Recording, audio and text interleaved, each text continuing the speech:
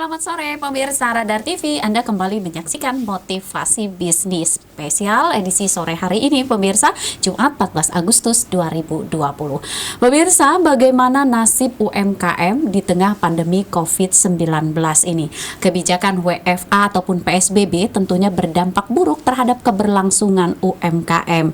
Nah pemirsa, banyak sekali UMKM yang sudah mulai turun omsetnya, sudah mulai ngedrop penjualannya, atau ada juga yang masih tangguh. Ada beberapa klaster dari UMKM yang masih tetap bisa bertahan di tengah situasi pandemi COVID-19 ini. Usaha UMKM tersebut tentunya akan ditentukan pemirsa oleh pergerakan manusia sebagai konsumen ataupun pelanggan. Nah, di mana kebijakan WFA dan PSBB ini mengurangi aktivitas pergerakan manusia tersebut. Juga ini akan berdampak buruk terhadap keberlangsungan usaha. Nah, kita akan bahas sore hari ini pemirsa. Saya sudah mengundang satu orang narasumber. Tema kita sore hari ini adalah membangun ekosistem UMKM dalam teknologi. Anda bisa bergabung bersama kami di line telepon di 0721 56 122 dan tayangan ini juga dapat Anda saksikan live streaming di www.radartv.co.id. Kita sapa narasumber kita sore hari ini. Halo, selamat sore Mas Ian Aditya Pratama. Ya, sore-sore. Beliau adalah founder dari Kulino Ngopi sekaligus dosen IIB Dharma Jaya. Gimana kabarnya Mas Ian? Alhamdulillah sehat. Sehat semangat. Ya? Sehat semangat ya. Gimana penjualannya? Alhamdulillah. Kalau disebut dampak ya, dampak maka dari itu saya aku aja lah biar aku itu kan ngejualnya di teknologi shifting sekarang, didigitalkan. Tadinya kita jual konvensional, sekarang kita shifting ke teknologi. Apa aja sih? Ya kayak sosial media gitu kan, website contohnya. Lalu dengan transaksi memang yang sudah aman dienkripsi. Nah itu. Oke, jadi penjualan masih bisa bertahan, masih tangguh di tengah pandemi COVID-19 ini, atau ikut terdampak sebenarnya? Ya sebenarnya sih terdampak ya, karena kan skema COVID ini kan agak ngeri-ngeri sedep gitu ya, ngeri-ngeri sedep. Orang mesen dari luar gitu kan, orang mesen dari luar, ini gimana sih packingnya gitu kan. Nah oleh karena itu kan kita dari Kulino Ngopi itu memang ya setiap packing itu memang kita jaga kebersihannya, gimana sih, harus contoh pakai sarung tangan lah, atau mungkin kita bahkan kita jauh dari bau-bau yang lain. Saking gitunya kita menjaga. Sebenarnya sebelum COVID sih kita terapkan seperti itu. Oke, Mas Ian, sebelumnya mungkin saya masih penasaran kenapa Mas Ian memilih bisnis kopi? Kopi ya. Sebenarnya saya ini kan dari Yogyakarta. Wah, pendatang dong ya, bukan putra daerah Lampung ya. Nah ini tapi saya dari Yogyakarta melihat ya pandangan tentang Lampung. Lampung itu kopi sih yang terkenal ya.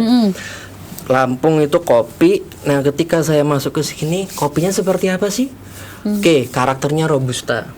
Gitu, robusta seperti apa, rasanya enak nggak gitu kan, rasanya enak nggak, oh rasanya seperti ini, oke, good, bisa nggak kita kembangkan lagi dengan rasa yang berkarakter gitu, dengan standar khusus yang jelas, seperti itu. Nah oleh karena itulah saya ngajak teman-teman yang ada di Dharma Jaya, mahasiswa, ada beberapa dosen juga di situ, kita sumbang saran dan brainstorming lah, kita sebut brainstorming gitu kan. Nah dari brainstorming itu yuk kita angkat Kopi Lampung ini terbesar kedua di Indonesia setelah Pagar Alam Sumatera Selatan. Aset besar loh itu Mbak. Iya. Aset besar, kenapa nggak kita manfaatkan? Kita optimalisasikan itu kan, baik penjualan konvensional sebelum COVID, ya kan, shifting lagi ke teknologi. Setelah sekarang, maka dari itu ya kan kita baca dulu tuh pasar COVID ini dampaknya seperti ini. Tapi usaha ini sudah dimulai jauh sebelum COVID. Sudah berapa tahun usaha bisnis ini sudah dimulai? Awal mula ceritanya itu ngobrol sama mahasiswa, beberapa temen yang ada di kampus itu kan tahun 2018. Berarti kan sudah 2 tahun sebelum COVID. Itu sempat kita pakai physical business, kedai gitu kan, kedai. Cuman ketika kita lihat shiftingnya pasarnya saat ini, orang lebih suka online. Itulah ketika kita sempat vakum itu di tahun 2019, kita pikir modal apa lagi ya yang kita bisa pakai gitu kan. Sadarlah dengan dunia digital saat ini. Oke, kita move ke digital. Belum ada website dulu. Itu kita buka di Instagram, pemesanan Instagram, dan satu lagi database WhatsApp. WhatsApp. Ya, kita kontak via WhatsApp, telepon lah, database yang sudah ada dulu kita kontak lagi, kita recall lagi kan, kita recall. Nah, alhamdulillah penjualan ya, alhamdulillah sih Mbak ya, seminggu itu kemarin 15 kilo 15 kilo kemasan bubuk.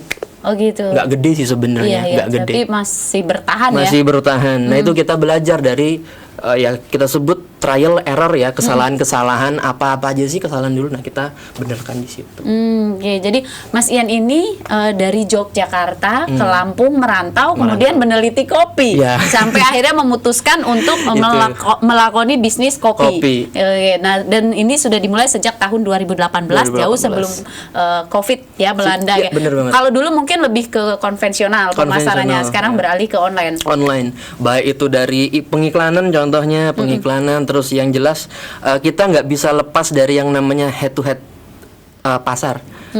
Kayak Mbak Fitri ini beli gitu kan. Nah, kita nanti recall lagi 1 minggu, 2 minggu setelahnya kan sudah pasti habis tuh. Nah, kita tawarin lagi. Yang jelas kita harus semangat sih Mbak. Harus semangat Harus di semangat, situasi dan Iya, kondisi apapun, iya, termasuk pandemi benar. COVID-19. Sangat-sangat. Benar nggak menurut Mas Ian bahwasanya kebijakan WFA ataupun PSBB itu kan membatasi aktivitas kita. Nah, sementara pergerakan manusianya jadi berkurang. Nah, padahal konsumennya itu adalah konsumen pelanggannya itu akan berkurang dengan kebijakan WFA itu. Ya, yang jelas kalau dampak pemasarannya pasti akan berdampak, pasti. Baik itu berapa persen ya kan, terkhususnya usaha mikro itu sangat-sangat banget. Yang di pinggir jalan, contoh kayak apa namanya, Taiti goreng, bahkan gorengan loh berdampak banget dia. Mereka tuh sempet tutup itu kalau nggak salah ya 2 minggu, hampir 1 bulan mereka tutup. Saya perhatiin soalnya di situ. Nah, cuman kalau kita clustering lagi yang menengah sampai yang besar, nah itu dia nggak begitu sih, nggak begitu banget karena mereka sudah punya fundamental dasar yang bagus. Oke.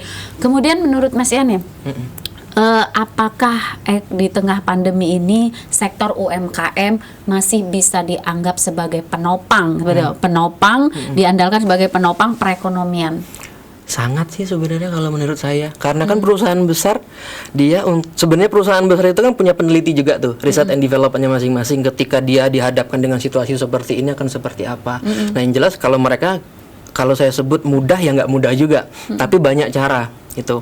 Nah, tapi kan banyak regulasi dari pemerintah. Yang nggak bebas itu yang mikro tadi, UMKM-nya mikro, kecil, menengahnya. Nah, itu kan secara tidak langsung. Makanya sekarang kan di pemerintah itu kan banyak kayak apa ya, kita dikasih hibah, hibah pengembangan, bantuan untuk mengembangkan itu, karena di tahun 2017 saja sebelum COVID ya, sebelum COVID itu berkembang, sangat berkembang UMKM. 2018 agak turun, 2019 agak naik dikit, dan 2010 ini yang saat COVID 2020.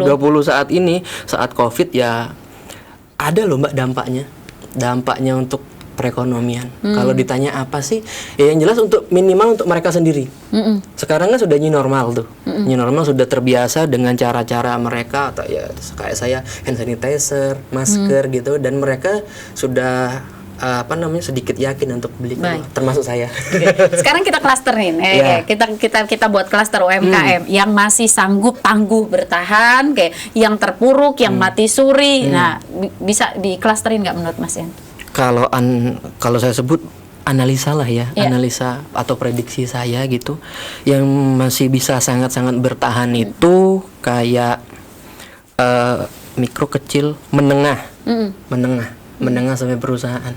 Kalau yang bawah karena jumlah karyawan mereka, kalau mikro itu kan kurang dari 4 atau 5 ya kan, kalau yang kecil kurang dari 19, sisanya kan seterusnya kurang dari 50 ataupun 100. Gimana mereka gajinya gitu.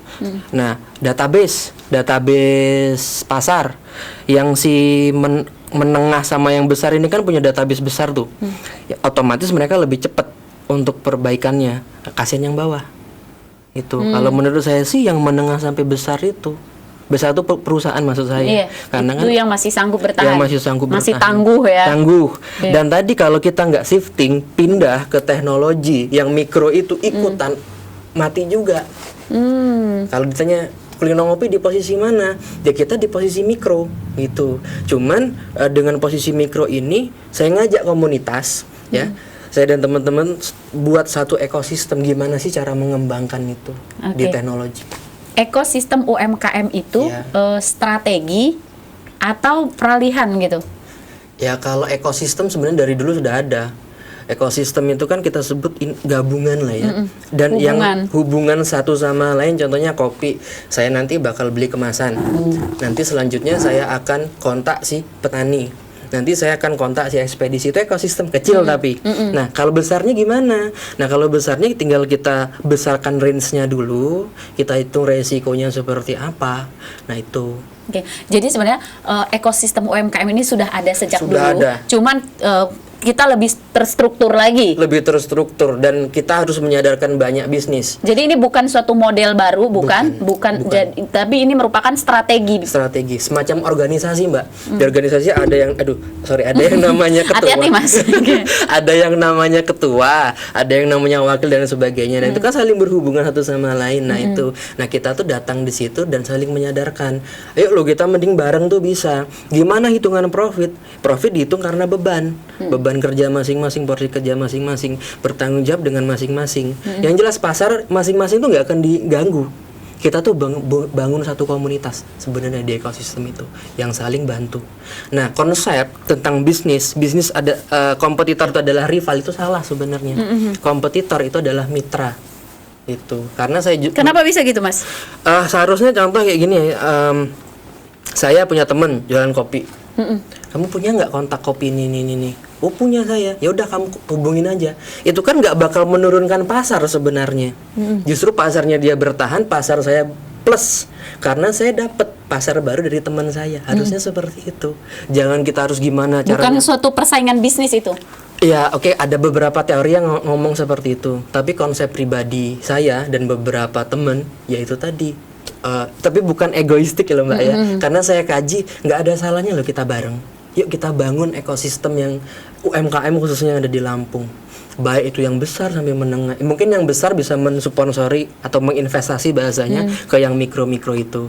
Dan timbal baliknya nanti si mikro ini nanti bisa store barang, dibantu penjualannya. Kalau kita mikir untung Mbak Fitri jualan, saya jualan kopi.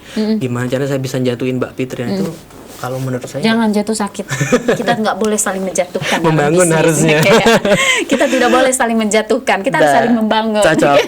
Makanya itu. Begitu nggak kalau bisnis? Ya harusnya seperti itu. Nah kan tadi saya bilang bukanlah rival yang kita bangun, kemitraan yang kita bangun itu. Jadilah ekosistem dan saya bilang struktur pasar yang sehat. Struktur pasar yang sehat. Iya.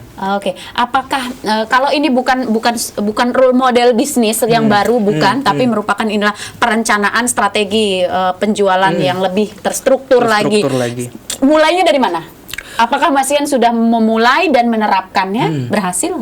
Kalau saya mulainya, nah saya kan selain di Kulino Ngopi, saya sebut apa ya? Banyak ya usahanya. Alhamdulillah. Saya sebut ini aja lah. Tempat main lah, playground saya, tempat main. Playground main anak-anak. Saya sebut playground aja. Playground apa sih? Playground yang saya sebut dengan traveling Lampung. Kedengarannya tepat kayak tour dan travel kan.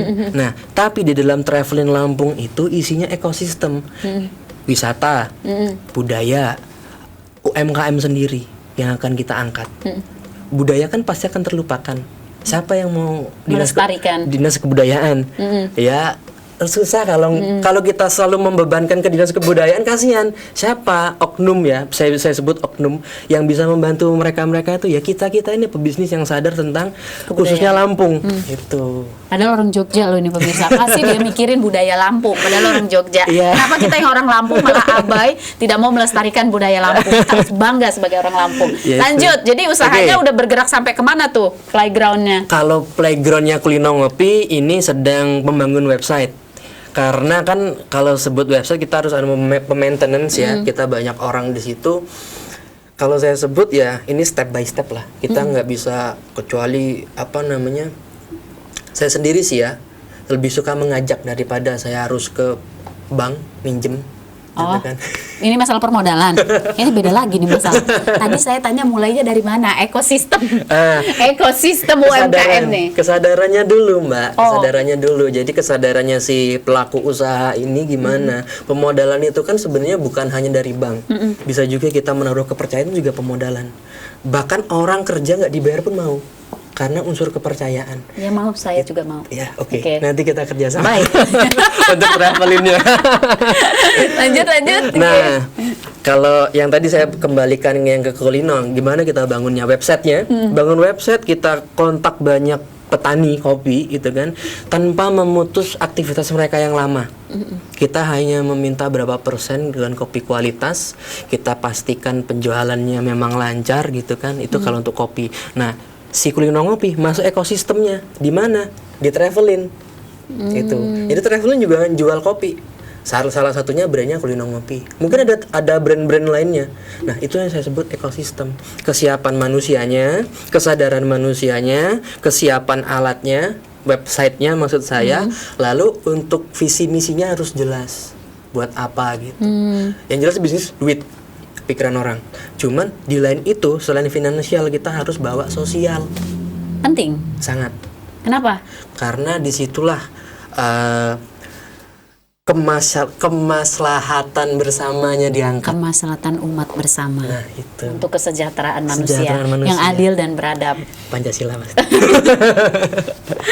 Oke, jadi gitu sih konsepnya. Oke, jadi kita nggak boleh juga egois, hanya mementingkan kepentingan pribadi kita. Pokoknya gue harus kaya sendiri nih, nggak usah ngajak-ngajak yang lain gitu. Jadi itu salah satu tujuan dari ekosistem itu tadi UMKM. melalui Travelin Lampung tadi itu. Oke. Kalau kulino kopi ya kopi. Jadi ini sudah emang Mas Ian sudah menerapkan Ini untuk travelingnya sih sebenarnya kalau ditanya udah sampai mana sih, kita sedang mengkondisikan settlement di bagian website. Kalau prosedur ini bicara teknologi. Nah, nanti contoh dari Mbak Fitri punya produk nih, apa empek-empek ataupun apa gitu, nanti kita jualkan di situ, kita bantu penjualannya gratis, nggak ada biaya pasang, nggak ada marketplace pokoknya kita itu. Wah, mantap, keren. Jadi nanti pemirsa Rada TV Mohon doanya aja. pemirsa Rada TV yang mau ikut gabung di ekosistem UMKM milik Mas Ian Aditya tadi boleh juga. Kemana nak hubunginnya kemana? Ke 08224. Apa ke IB Dharma Jaya? Boleh cari saya di IB Dharma Jaya. Oke. Saya standby di sana ya kan, langsung aja datang ke kampus cari Pak Ian Aditya. Oke, jadi misalnya itu kan playground macam-macam tuh di sana ya. Selain tempat-tempat mainan tadi ada macam-macam. Seperti kita sebut marketplace. Ya. Jadi kalau ada teman kita yang jualan masker, Bisa. jual hand sanitizer, Bisa. pempek, Bisa. nasi padang, bisa semua di situ. Bisa. Oke. Ya, Kalau tapi gitu saya mau jualan besok. Utamanya UMKM yang kita UMKM, angkat. ya. Gitu. Oke.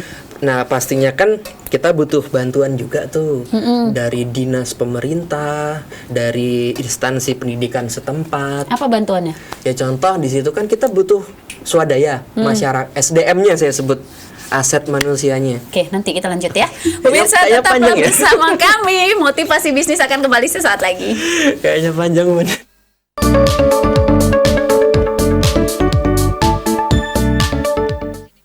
Kembali lagi di Inspirasi dan Motivasi Bisnis. Nah, Pak, bisa kita lanjut lagi pembahasan kita sama Mas Ian. Tadi Mas Ian sudah sebutkan bahwa butuh bantuan atau peranan dari pemerintah untuk agar UMKM ini tetap bertahan.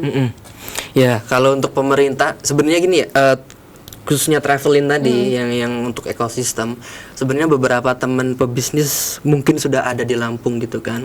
Nah, kita mungkin bisa ngobrol bareng, kita saling bantu di situ. Nah, itu untuk pelakunya, pelaku usahanya yang punya komunitas si itu tadi. Nah, kalau pemerintah, kita mohon bantuannya untuk akses ke setiap wisata-wisata atau tempat-tempat yang ada budayanya, ya kan, untuk kita eksplor.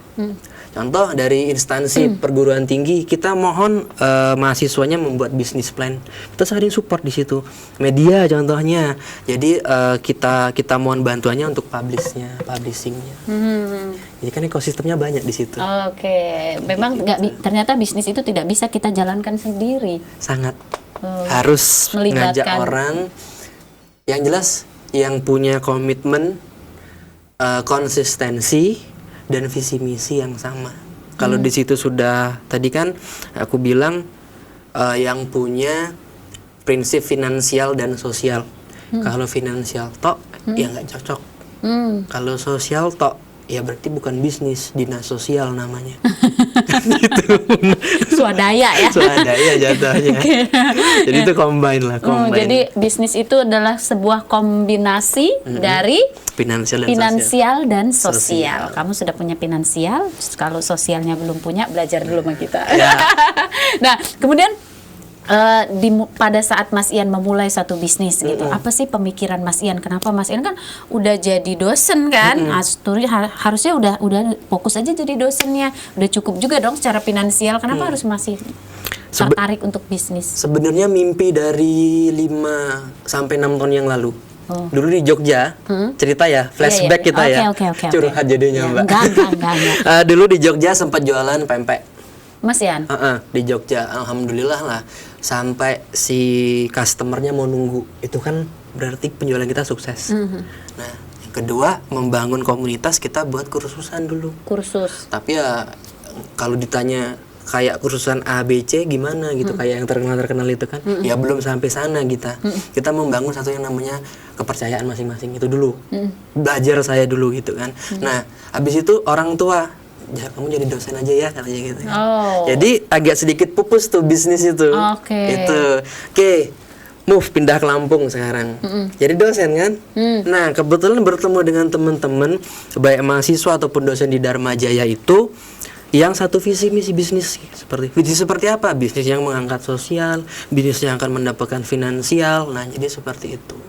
Jadi mimpinya terulang lagi di sini di Lampung. Terwujud. Alhamdulillah sih terwujud. Dan insya Allah semakin bertahan karena itu yang dicari. Memulainya gampang, Mbak. Bisnis itu mulainya gampang? Gampang, yang susah bertahannya. Oh gitu. Udah sampai kita punya lah izin usaha paling rendah kan sekarang izin usaha. Paling tingginya CV, PT dan lain sebagainya. Kita nyampainya gampang, punya modal sekian buat selesai. Cuman mempertahankannya itu. Karena di dalam itu kan banyak orang. Banyak kepala, banyak pikiran, gimana sih meluruskan visi misinya. Susah setengah mati di situ. Sampai saat ini pun kami semua yang ada di Kulino Ngopi, yang ada di Travelin ataupun teman-teman yang di luar situ, kita masih belajar untuk itu. Dan nggak pernah berhenti. Alhamdulillah media saya sebagai dosen di situ. Nah, banyak kenalan mahasiswa, banyak kenalan dosen di situ, kita ajak brainstorming bareng. Itu hal yang paling mendukung. Tadilah ngapa saya bilang instansi pendidikan pun sangat membantu. Oke. Pelaku bisnis harus benar-benar memanfaatkan teknologi. Jika nggak gaptek, bisnisnya mungkin nggak akan bertahan. Apalagi di tengah pandemi, benar nggak? Shifting ya, perpindahan transisi. Kalau kita ngebahas digital bisnis itu apa sih? Ya pokoknya penjualan yang konvensional taruh digital, itu bukan digital bisnis sebenarnya. Itu cuma pindah tempat aja. Digital bisnis itu adalah perpindahan kebiasaan. Kebiasaan yang dulunya kita permisi mau beli ini dong, atau kita di minimarket ke kasir tinggal dibayar. Nah sekarang nggak, itu self service semua. Bahkan di situ tadi saya bilang di encrypt, di awal tadi saya bilang encrypt data, keamanannya kita jaga. Itu gimana ya nggak bisa? Nah, si Travelin tadi kita juga menyediakan konsultan di situ. Kalau nggak mau nyewa konsultan, kita bantu pemasarannya. Nanti contoh seminggu berapa kali promosi, sebulan berapa kali promosi, nanti kita bantu. Gitu. Balik lagi ke ekosistem UMKM ini, apa bisa jadi problem solving untuk pelakunya ataupun untuk pelanggan, konsumennya?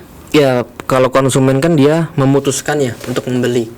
Memutuskan untuk membeli, ini bagus nggak sih? Ini sesuai nggak sih dengan kebutuhan saya dan keinginan saya, gitu kan? Nah, kalau yang untuk solusinya cocok nggak gitu? Kalau saya pikir COVID ini kan lagi let's say booming lah ya, lagi booming dan kita berdampak semua. Kenapa nggak kita berjuang bareng? Itu nggak salah loh kita berjuang bareng, Mbak, di situ. Setelah berjuang bareng, kita kan akan membangun ekosistem baru di situ. Justru malah akan membuat seperti kita bilang tadi, model bisnis baru. model bisnis baru dengan kolaborasi. Dengan kolaborasi, dan itu disebut dengan inovasi tadi. Walaupun saya bilang si ekosistem udah lama sebenarnya, tapi kan di sini kita mindset personal ya Mbak ya. Mindset personal itu ya aku jualan buat aku sendiri, kamu ya terserah mau jualan mau untung berapa. Itulah yang kurang tepat. Salah sih nggak, kurang tepat aja. Oke. Kalau menurut Mas Yani menentukan bisnis yang cocok sama kita gitu, itu passion kita, kira-kira itu menemukannya itu kan sulit nih, kayak gimana memulainya? Tips yang bisa bagi nggak? Banyak nih motivator yang bilang, banyak seminar yang bilang, awalilah bisnis itu dengan passion Anda. Ketika sudah sesuai dengan passion, mau dia down, mau dia up, dia nyaman. Katanya seperti itu. Nah, cuman kita harus analisis juga pasarnya, butuh nggak passion kita. Yes. Itu. Saya punya kopi. Mbak Fitri nggak suka kopi, masa iya saya tawarin? Sementara 10 orang di daerah saya nggak suka kopi, saya maksa buat bisnis kopi. Jadi membuat bisnis itu adalah market needs, sesuai keinginan pasar. Sesuai keinginan pasar, sesuai kebutuhan pasar. Tapi analisanya nggak susah, menganalisanya. Ilmunya dalam ini pemirsa. Ada teman-teman banyak di kampus, Oke. bisa kita ajak ngobrol. Kita buka kelas lagi nanti, Oke, analisis siap. bisnis, Analisis bisnis.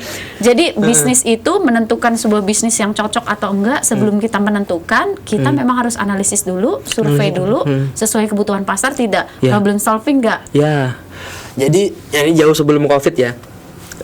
Ada dulu alumni di kampus, alumni Darmaja itu di Pringsewu, gitu. Dia buat kedai kopi, gitu. Nah di daerah Pringombo apa ya kalau nggak salah daerahnya itu. Dia sebelum buat itu dia melakukan survei dulu. Bisnis apa yang anda bisnis warkop atau warung kopi apa yang anda inginkan, jaraknya berapa jauh dari kota, lebar parkirannya mau berapa lebar kayak Sampai gitu. Sampai sedetail itu, dan akhirnya mereka buka, mereka sukses itu.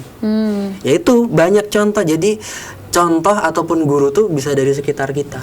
Jadi nggak ujuk-ujuk nih, aku suka make up. Aku jual make up. Bisnis make up dong, jualan lipstick ya, karena jualan pokoknya alat-alat make up. Nggak bisa seperti itu juga. Nggak gitu banget sebenarnya. Kalau mau seperti Mungkin itu yang beruntung kali ya. Itu yang beruntung dan punya komunitas yang sama kebetulan. Oke. Mbak Fitri suka make up, punya teman 100 suka make up semua. Mungkin. Tapi kan belum tentu. Ya. Selain Mbak Fitri, temannya Mbak Fitri mau buka seperti itu juga. Oke. Dan tidak semua orang punya keberuntungan yang sama. Ya, benar. Kalau saya punya prinsip kayak gini sih, kita tuh sama kayak berkendara. Pengendara A, pengendara B, sama-sama di jalan yang sama, cuma nasibnya beda. Maaf ngomong, yang belakang kecelakaan di jalan yang sama, cuman selisih berapa detik loh sama kita. Iya. Nah itulah kayak bisnis. Apa itu pengertiannya? Lama ini saya cerna. Pengertiannya adalah ya kan, kita bisa di jalur yang sama namun nasibnya yang berbeda kalau kita salah mengambil resiko keputusan. Dalam.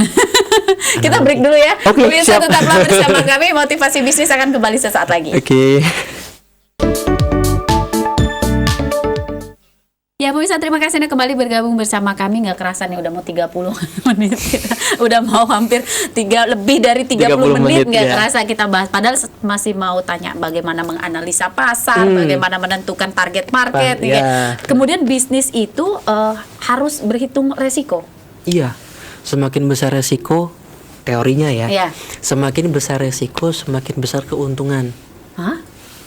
Katanya Bukan semakin itu. takut. Katanya seperti itu teorinya. Nah, banyak juga yang memulai sedikit resiko pengen banyak keuntungan. Itu. Mohon maaf nih. Iya. Kita jual minuman keras. Satunya jualan bubur ayam. Yang jualan minuman keras 1 bulan udah untung banyak gitu. Cuman resikonya besar. Dan nggak akan bertahan lama. Kalau kena razia selesai. Si yang tukang bubur ini dia punya step by stepnya peningkatannya.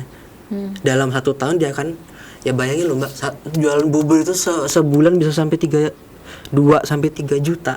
Oke, Kalau memang yang lancar loh ya. Iya. Itu. Jadi emang harus berhitung resiko. Terus kalau mikirin resiko tuh nanti nggak action. Nah, kan ada analisis. Nah, Analisis cara kayak aku nih jualan kopi. Kopiku kan ini expirednya 1 tahun. Nah, dalam kurun waktu 1 tahun harus habis. Tapi kan terlalu lama 1 tahun, kok kok nggak niat bener jualannya. Terus kita preskan lagi waktunya. Punya stok kopi 15 kilo, ya kan?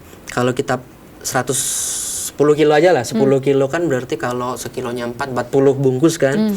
Kita berhitung aja, tuh satu hari itu paling enggak jual 2 bungkus minimal. Nggak mungkin juga 2 bungkus nggak kejual. Hitungan matematisnya loh, kita nawarin 10 orang ataupun 80 orang kan pasti akan terjual. Itu. Nah itu prinsip yang ditarget. Memang bisnis itu ditarget. Harus ya. Harus ditarget. Oke, tentukan dulu tidak menentukan target market. Tentukan target market dulu atau tentukan pilihan bisnis yang mau dijalanin dulu. Lihat target market dulu, ini di radar ini orang suka apa ya? Suka kopi. Belum ada yang jual nih. Oke. Aku jualan aja apa ya? Terus aku nyari nih petani di situ kan. Ngambil di mana lah, di Lampung atau Liwa atau daerah mana Sekincau ataupun daerah Sumber, ya kan? Kita ambil di situ, tester dulu. Jangan modal kalau prinsip sendiri lah ya. Jangan modal besar gelontorin 10 juta buka bisnis. Kalau nggak jadi, feedbacknya nggak optimal dong kayak gitu. Coba dulu dikit, modal aja 2 juta. Beli kemasan, beli kopi, packagingnya, ya kan. Dari sampai sekarangnya kuliner ngopi packagingnya kayak gitu. Nah nanti setelah ini baru ada pengembangan packaging. Itu ternyata di radar Lampung banyak kopi, udah aku jual lah. Harga berapa ya? Benchmark abis itu. Di swalayan A, B, C harga kopi robusta sekian. Dengan standar kopi kayak gini. Kita kan punya karakter tuh. Kuliner ngopi karakternya kayak gini. Ya kita promosi, namanya pemasaran, Mbak. Itu kan kita aja. Cobain dulu gitu kan, cobain dulu. Kita kasih tester. Kasih tester sekali, 2 kali, nah 3 kali. Harusnya beli, harusnya kalau yang sadar. Kalau minta tester lagi, kasih lagi nggak apa-apa. Iya. Karena harus di stok dulu. Ada stok penjualan, ada stok tester. Memang agak ekstra di situnya. Makanya kalau gelontorin, beli 1 ton. Ya yang bungkusinnya gimana, bayarin orangnya gimana, mulai dari diri sendiri. Sampai saat ini aja saya masih nganterin ke ekspedisi itu naik motor sendiri loh. Malam-malam pulang kerja gitu kan, orderan udah diantar belum, nah oke, tak bungkusin naik motor malam-malam, ngikat di belakang, sedih ceritanya. Gitu. Enggak, saya nggak terharu dengan kesedihan itu karena saya juga melewatinya. Lama berarti kita sama. Oke, jadi memang sebelum menentukan bisnis kita memang harus berhitung resiko. Kemudian kita juga harus analisis dulu. Target market. Butuh apa kayak gitu. Oke, baru tadi kita diskusi itu, baru eksekusi. Kita tentukan bisnis apa yang kita tekuni. Habis itu dievaluasi. Oke, dan kemudian baru kita mungkin bisa laksanakan sesuai tema kita tadi adalah ekosistem UMKM dalam teknologi. Dan yang mungkin kalau hari gini pasti udah melek teknologi semua lah ya. Pastilah ya. Abad keberapa ini? Abad keberapa? Oke, Mas Yan, sayang sekali waktu kita terbatas. Mas Yan bisa share sedikit nggak untuk teman-teman pebisnis di luar sana yang menyaksikan acara kita sebagai motivasi ataupun inspirasi? Oke, kalau membuat satu bisnis itu harusnya kita mengangkat relasional. Relasional jangka panjang. Jangan transaksional. Rasa nggak enak kita bilang enak, nipu nanti namanya. Karena saya ingat sales banget ya. Iya, dibilangin sama Pak Firman Syah, jualan yang jujur katanya gitu kan. Nah, terus ada lagi dibilangin sama Pak Jis, tolong diperhitungkan strukturnya gimana perhitungannya. Dan dari bapak itulah. Dan dari dorongan orang tua juga. Prinsipnya komitmen, konsisten, minta doa sama orang tua, ya kan, sama keluarga, jalankan bisnis relasional jangka panjang untungnya. Sekarang dikit, besoknya insya Allah kan banyak. Oke, jangan transaksional aja yang dikedepankan ya. Oke, baik pemirsa, mudah-mudahan setelah tayangan ini Anda sudah bisa menerapkan ekosistem UMKM dalam teknologi untuk keberlangsungan bisnis Anda di tengah pandemi COVID-19. Kita jumpa lagi di lain waktu yang sama. Saya Fitri Amalia, mewakili kru yang bertugas undur diri. Selamat sore, sampai jumpa dan wassalamualaikum warahmatullahi wabarakatuh. Terima kasih Mas Ian, tipsnya, inspirasi, motivasinya. Mudah-mudahan bermanfaat untuk teman-teman pebisnis di luar sana. Selamat sore, sampai jumpa.